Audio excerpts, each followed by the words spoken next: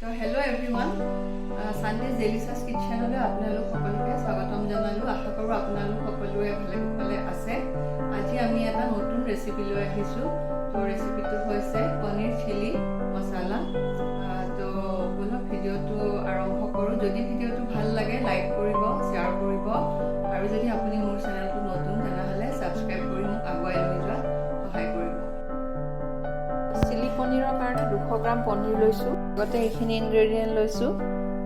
এনেকৈ কাটি লোৱা, এইটো চেপত কাটি লোৱা পিঁয়াজ, 3টা বিলাহী, কেপচিকাম, গাজৰ, আদা নহৰু, অলপমান পিঁয়াজৰ পাত আৰু 2টা সৰু সৰু কেঁচা জলকীয়া।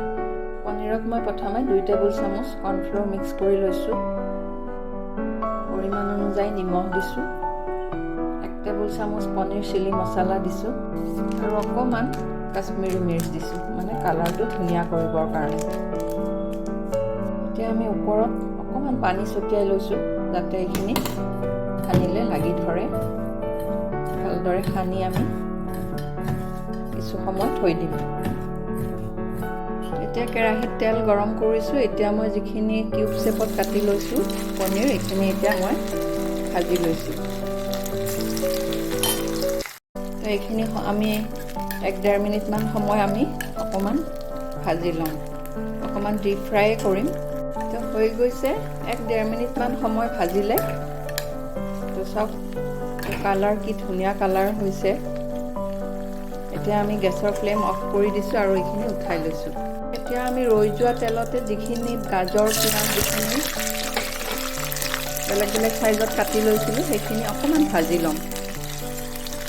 বেছি নহয়, আধা মিনিট ভাজি ল'ম। তো ইয়াৰে ওপৰত অকণমান পিংক সল্ট আমি স্প্ৰিংকল কৰিছোঁ। যিহেতু আমি এইটো গাৰ্নিচিং কৰোঁতে ইউজ কৰিম, একেবাৰে শেষত ওপৰত ছটিয়াই দিম। দেখিবলৈ ধুনীয়া হ'ব। তো দেখিবলৈ ধুনীয়া হ'লে তো খাবলৈও ভাল লগা হয়। তো হৈ গৈছে। এতিয়া আমি ফ্লেমটো অফ কৰি দিছোঁ। এতিয়া আমি ৰৈ যোৱা তেলতেই গোটা জিৰা দিছোঁ। এটা ডাঙৰ চাই পিঁয়াজ ভাজি ল'ম। পিঁয়াজখিনি ভজা গৈছে। এতিয়া অকণমান তাতে আমি আদা নহৰু পেষ্ট দিছোঁ 1 টেবুল চামুচ। এইখিনি আমি অকণমান ভাজি ল'ম। আদা নহৰুখিনি অকণমান ৰঙচুৱা হোৱাকৈ ভাজিম। তো হৈ গৈছে। এতিয়া আমি ইয়াতে 3টা বিলাহী গ্ৰাইণ্ড কৰি লৈছোঁ, এইখিনি ঢালি দিছোঁ।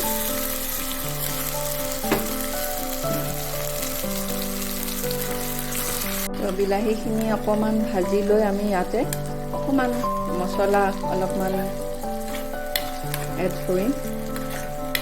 1 টেবুল চামুচ হালধি দিছোঁ, 1 টেবুল চামুচ জিৰা গুড়ি দিছোঁ আৰু 1 টেবুল চামুচ পনীৰ চিলি মছলা দিছোঁ।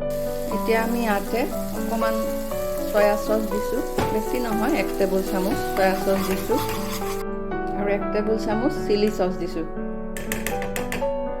তো এইখিনি আমি ভালদৰে মিক্স কৰি গেছৰ ফ্লেমটো অফ কৰি দিছোঁ।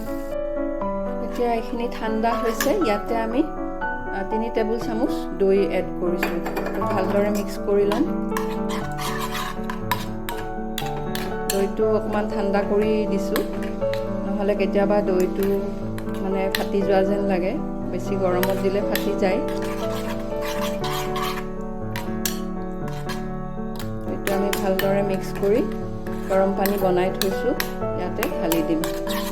হৈ গৈছে। এতিয়া আমি ইয়াতে গৰম পানী ঢালি দিছোঁ।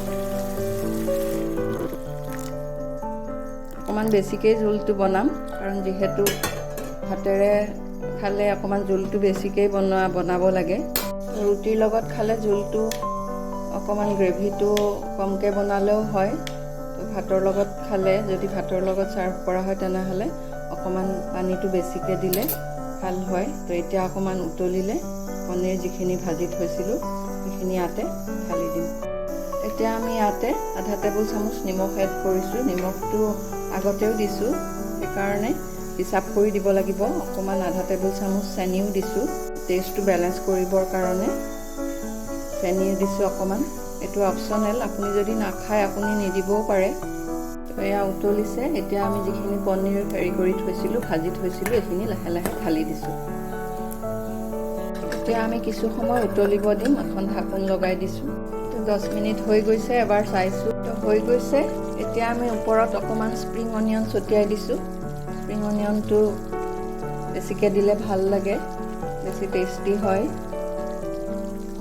আপুনি যদি আপোনাৰ যদি ধনিয়া থাকে ধনিয়া দিব পাৰে তো এটা কেঁচা জলকীয়া ফালি পেলাই দি দিছোঁ আৰু যিখিনি পিঁয়াজ আৰু গাজৰ কেপচিকাম ভাজি লৈছিলোঁ সেইখিনি ওপৰত ছটিয়াই দিছোঁ তো হৈ গৈছে আমাৰ আজিৰ ৰেচিপি চিলি পনীৰ মছলা যদি ভিডিঅ'টো ভাল লাগিল লাইক কৰিব আৰু মোৰ চেনেলত যদি আপুনি নতুন তেনেহ'লে ছাবস্ক্ৰাইব কৰিব নাপাহৰিব আৰু ভিডিঅ'টো শেষলৈকে চোৱাৰ বাবে ধন্যবাদ